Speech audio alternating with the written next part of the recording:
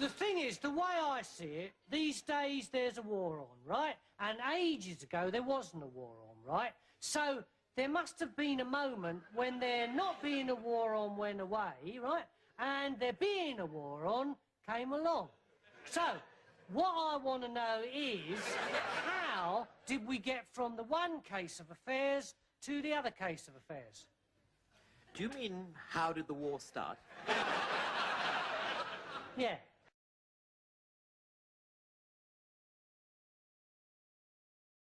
Charlotte, close that window, please. That haze is dreadful over there. Yes, ma'am.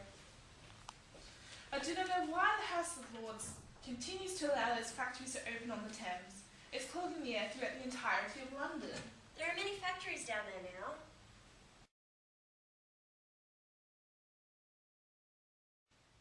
I wonder what the factories are like elsewhere. In Germany, they wouldn't be as bad, where the Kaiser has maintained power over the people. At the expense of their liberty.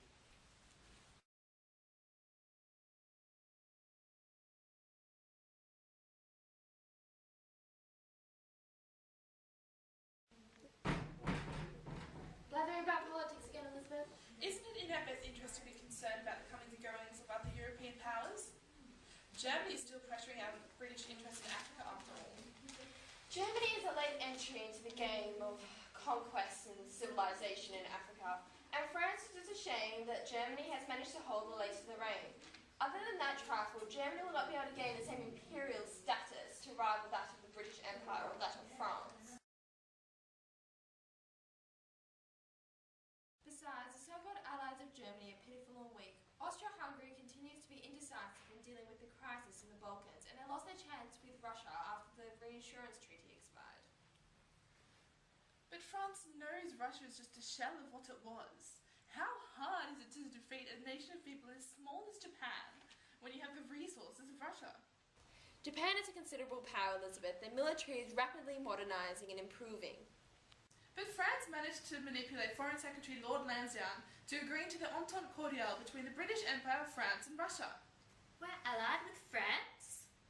Yes, dear, now don't be daft. That's none of your concern. If war comes and Germany is the aggressor, Elizabeth, then she'll be surrounded by our allies. Russia will invade from the east and France will be able to take the lace of the reign. And we, the Britons, will blockade the North Sea and maintain security in the Channel. And they won't be able to get anything in or out. But what about the German Navy? They refused all agreements at Hague.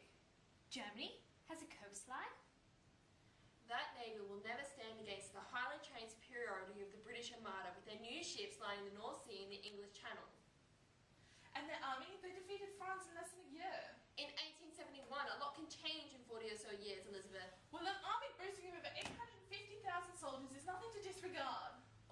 Codswallop, or forcibly trained in national service. They won't be elite troops. But that would make France's attempts at national service pitiful then. And all that is defending us is a small expeditionary force. I think I tell you too much about the world. You have a very important job in the Foreign Office, dear. Does Britain retain its status as the greatest empire in the world? Britain is the paramount nation in the world, and the sun never sets on the British Empire. The spread of British ideals, honour, duty, faith, manliness and dominance is the envy of the civilised world. All good British men will agree with you, sir. Of course, Charlotte. My husband is rarely wrong.